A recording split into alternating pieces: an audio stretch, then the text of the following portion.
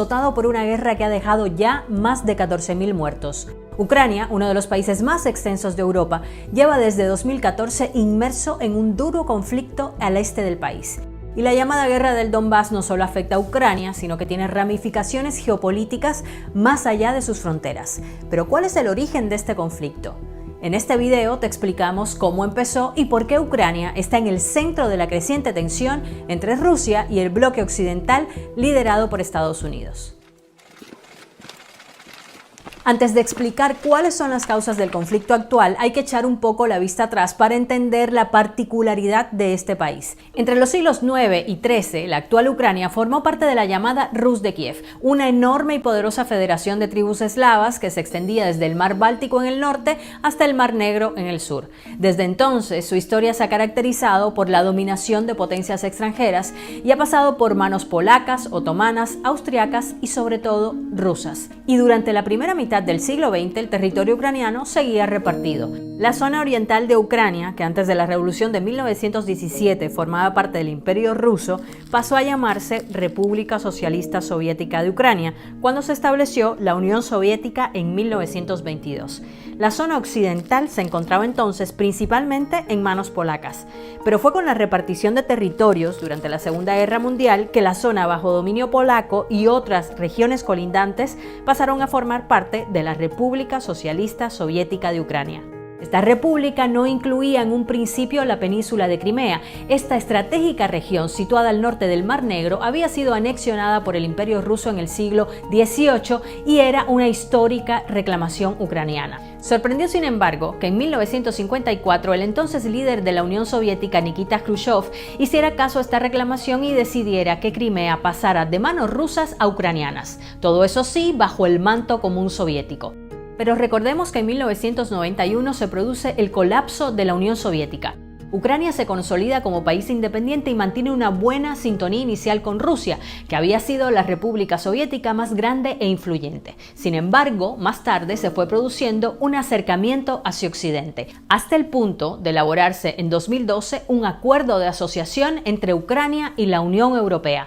Algo que incomodó a Rusia, que ejerció presión al punto de que cuando ya estaba todo listo para la firma, en noviembre de 2013, el entonces presidente ucraniano Viktor Yanukovych suspendió el acuerdo.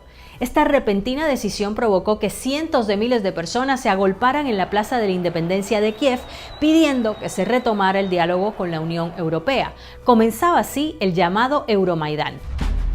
Una serie de protestas y disturbios de índole europeísta y nacionalista, aunque con apoyo también de sectores ultraderechistas que se extendieron por gran parte del país durante varios meses. Estas revueltas se saldaron con más de 100 muertos y continuaron hasta que el 22 de febrero de 2014 Yanukovych huyó de Ucrania. 5 días más tarde, esta crisis fue aprovechada por Rusia. Grupos armados prorrusos apoyados por Moscú tomaron las principales instituciones de la península de Crimea, izaron la bandera rusa y convocaron a un referéndum de independencia. En apenas unos días, Ucrania vio cómo Crimea pasaba a ser dirigida de facto por Rusia.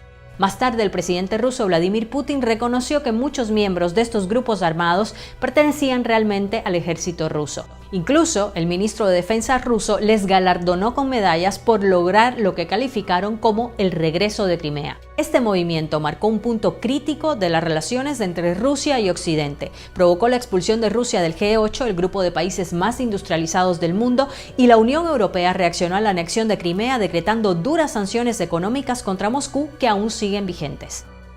Hay que destacar que la península de Crimea tiene un atractivo especial para Rusia. En la localidad de Sebastopol, al sur de Crimea, se encuentra la principal base naval rusa en el Mar Negro. Desde la independencia de Ucrania, Moscú pagaba una tasa anual a Kiev por el uso de esta base, algo que ya no necesita hacer con su anexión.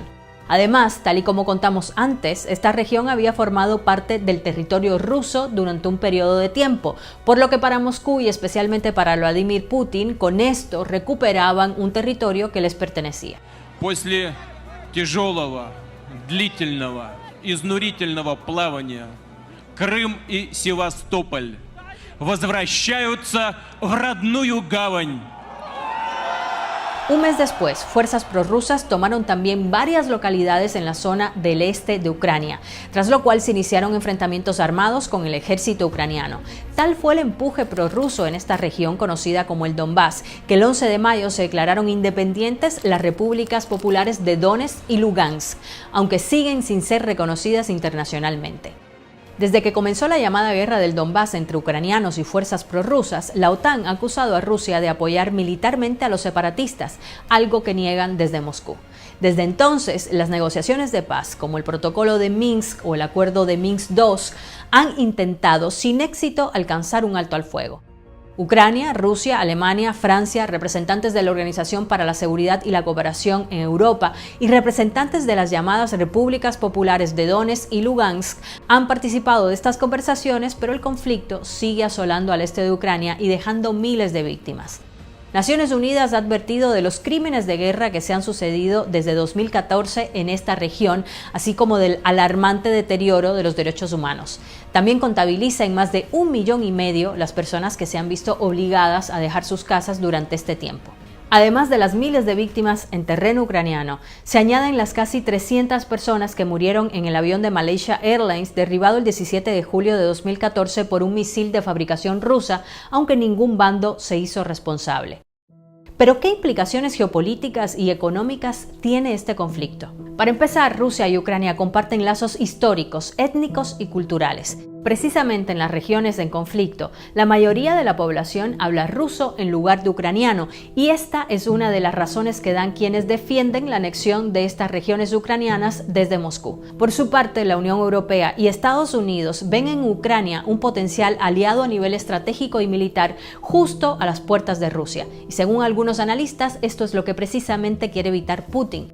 En 2008, la OTAN con Estados Unidos a la cabeza prometió que Ucrania y Georgia, otra ex república soviética, serían admitidos en la Alianza Atlántica. Y esta es una de las líneas rojas marcadas por Rusia. Putin ha repetido que quiere evitar que la OTAN extienda su influencia hacia países de Europa del Este y Asia Central.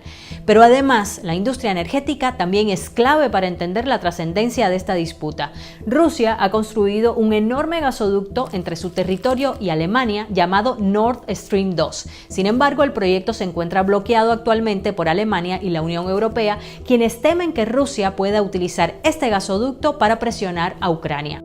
Actualmente, la mayor parte del gas ruso que llega a Europa lo hace precisamente a través de Ucrania, pero con la apertura de Nord Stream 2, Moscú podría hacer llegar todo el gas directamente a Alemania.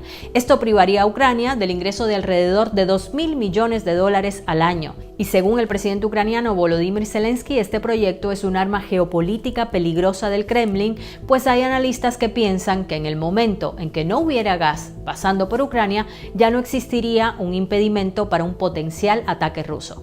Pero el bloqueo de Nord Stream 2 no supone solo un perjuicio para Rusia, sino también para Europa, que necesita el gas ruso y que ha visto cómo los precios del gas se han disparado. Como ves, este conflicto va mucho más allá de lo territorial, resuena y tiene consecuencias a nivel global.